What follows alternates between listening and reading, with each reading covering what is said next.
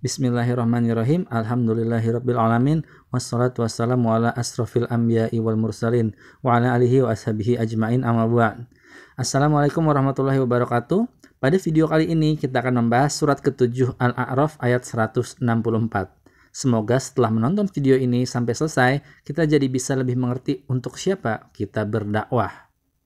Sebelum kami bacakan ayatnya, mari kita masuk pada cerita sebab turunnya ayat. Di zaman Nabi Musa alaihissalam ada larangan pada hari Sabat atau hari Sabtu, salah satunya adalah dilarang keluar rumah dan menangkap ikan dari sungai. Suatu kali godaan terhadap kaum Nabi Musa datang.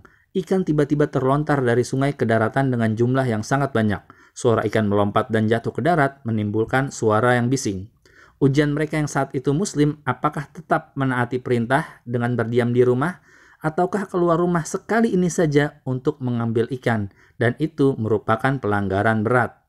Maka ada dua kubu tercipta. Kubu A, dia yang tetap di tempatnya, berhasil lolos dari ujian melanggar perintah, dan kubu B yang keluar untuk mengambil ikan.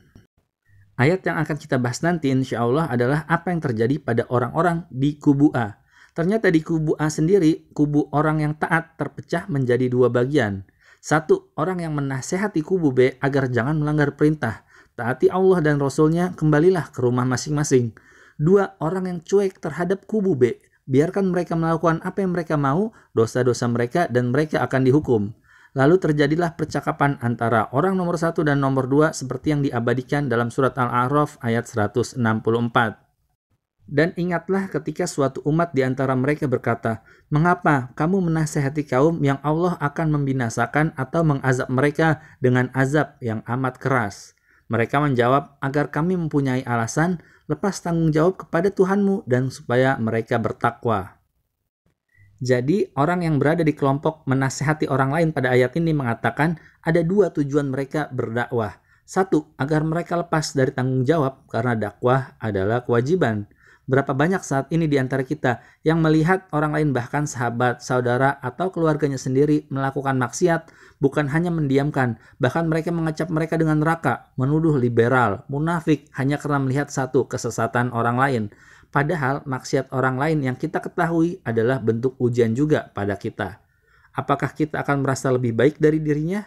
Dan apakah kita akan peduli dengan memberikan nasihat yang baik pada mereka? Dua, supaya mereka bertakwa. Dakwah bukan cuma mengatakan dalil Al-Quran atau hadis, sekedar mengingatkan bahwa Allah bersamamu, Allah melihatmu, Allah menyayangimu. Kami di sini juga tidak luput dari dosa, mari kita sama-sama saling mengingatkan. Bisa jadi hanya dengan sedikit perkataan lembut menjadi jalan mereka berhenti bermaksiat. Terakhir, sebagai manusia tentu kita semua pernah berdosa, tapi itu bukan menjadi alasan kita seenaknya meremehkan dosa, melainkan sebagai ajang saling mengingatkan dengan lembut pada sesama manusia. Mungkin saat ini kita bagian yang mengingatkan orang lain, berikutnya giliran kita yang diingatkan orang lain. Orang yang sekarang dianggap ahli maksiat bisa saja berubah menjadi ahli ibadah, begitu juga sebaliknya. Semoga kisah singkat ini membuat kita semakin mudah memberikan nasihat dengan lembut pada sesama muslim dan menjauhkan kita dari abai tentang kelakuan orang lain, apalagi sampai bermudah-mudahan menganggap orang lain lebih rendah dari kita. Terima kasih sudah menonton. Mohon maaf jika ada salah-salah kata. Wassalamualaikum warahmatullahi wabarakatuh.